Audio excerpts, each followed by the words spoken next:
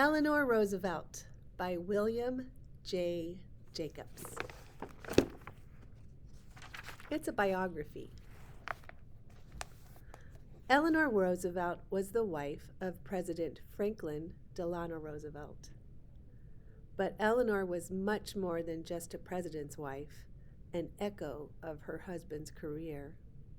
Sad and lonely as a child, Eleanor was called Granny by her mother because of her seriousness.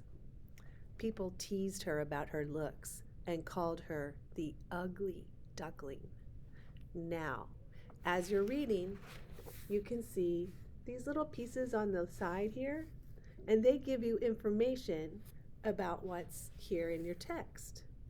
So you be sure you can stop at any time and look at these. Because who knows what an ugly duckling is? I don't know. I do, actually. Because I was an ugly duckling. I was like really scrawny and kind of weird looking as a kid. And my friends would say, "You're the ugly duckling." Well, the thing about ugly ducklings is they turn out to be beautiful in the end. And that's the way Eleanor Roosevelt was. Yes, we know that because it's her biography. It's the story of her. Okay, let's keep reading. Yet, despite all of the disappointments, the bitterness, and the misery she experienced, Eleanor Roosevelt refused to give up. Instead, she turned her unhappiness and pain to strength.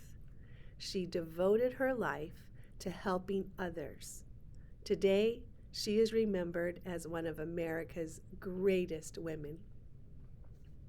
Eleanor was born in a fine townhouse in Manhattan. Manhattan is a city in New York. It's a part of New York City. Very nice. Her family also owned an elegant mansion along the Hudson River, where they spent weekends and summers. As a child, Eleanor went to fashionable parties. A servant took care of her and taught her to speak French. Her mother, the beautiful Anna Hall Roosevelt, wore magnificent jewels and fine clothing.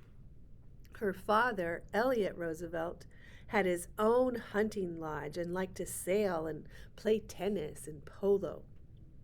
Elliot, who loved Eleanor dearly, was the younger brother of Theodore Roosevelt. The Roosevelt family was one of America's oldest and wealthiest families and was very respected and admired. To the outside world, it may have seemed that Eleanor had everything that any child could want, everything that could make her happy. But she was not happy. Instead, her childhood was very sad. Almost from the day of her birth, October 11th, 1884, people noticed that she was an unattractive child. As she grew older, she could not help but notice her mother's extraordinary beauty, as well as the beauty of her aunts and cousins. Eleanor was plain looking, ordinary even, as some called her homely. For a time, she had to wear a bulky brace on her back to straighten her crooked spine. When Eleanor was born, her parents had wanted a boy. They were scarcely able to hide their disappointment. Later, with the arrival of two boys, Elliot and Hall, Eleanor watched her mother hold the boys on her lap and lovingly stroke their hair, while for Eleanor, there only seemed coolness and distance. Feeling unwanted, Eleanor became shy and withdrawn. She also developed many fears. She was afraid of the dark. She was afraid of animals. She was afraid of other children. She was afraid of being scolded, afraid of strangers, afraid that people would not like her. She was a frightened, lonely little girl. Do you kind of feel sorry for Eleanor? Okay, now here in the book it says, pause and reflect. Pause means stopped, reflect means think. So take a moment right now and think about Eleanor. She had lots of money and like a servant and a maid and her personal teacher, but she wasn't happy. People called her ugly. So, the one joy in the early years of her life was her father, who always seemed to care for her and love her. He used to dance with her, and he would pick her up and throw her into the air while she laughed and laughed, and he called her little golden hair or darling little Nell. And then when she was 6, her father left. He was an alcoholic, and he went to live in a sanitarium in Virginia in an attempt to deal with his drinking problem. Eleanor missed him greatly. Next, her mother became ill with painful headaches. Sometimes for hours at a time, Eleanor would sit, holding her mother's head in her lap and stroking her forehead. Nothing seemed to relieve the pain. At these times, Eleanor remembered how often her mother had teased her about her looks and called her granny. But even at the age of 7, Eleanor was glad to be helping someone, glad to be needed, and glad to be noticed. The next year, when Eleanor was 8, her mother, the beautiful Anna, died. Afterward, her brother Elliot caught diphtheria, and he too died. Eleanor and her brother baby Hal were taken to live with their grandmother in Manhattan. A few months later, another tragedy struck. Elliot Roosevelt, Eleanor's father, also died. Within 18 months, Eleanor had lost a mother, a brother, and her father.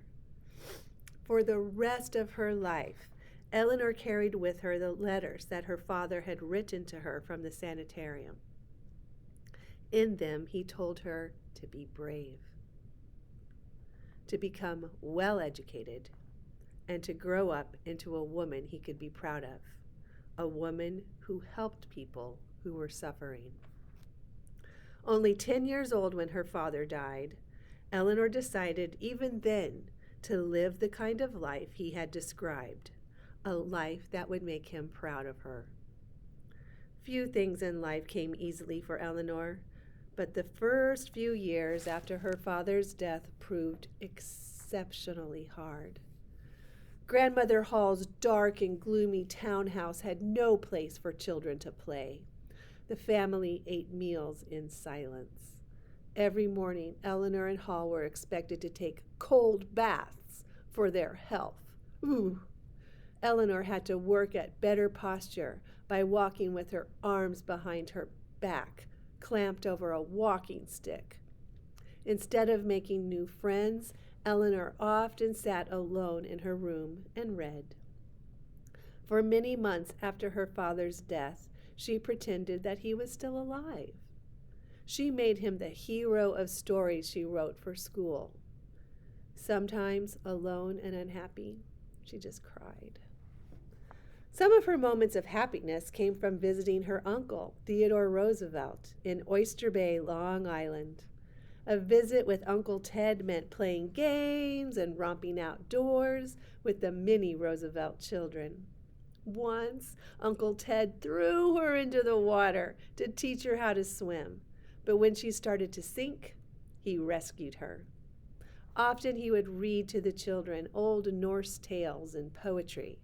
It was at Sagamore Hill, Uncle Ted's home, that Eleanor first learned how much fun it could be to read books aloud. For most of the time, Eleanor's life was grim. Although her parents had left plenty of money for her upbringing, she only had 2 dresses to wear to school. Once, she spilled ink on one of them, and since the other was in the wash, she had to wear the dress with the large ink stains on it to school the next day. It was not that Grandmother Hall was stingy. Rather, she was just old and often confused, nor did she show much warmth or love to Eleanor nor her brother. Usually she just neglected them. Man, I think I'm getting sad reading this story about Eleanor Roosevelt. So, how do you think it's going to go from here? I'm going to stop and we'll continue later. Bye.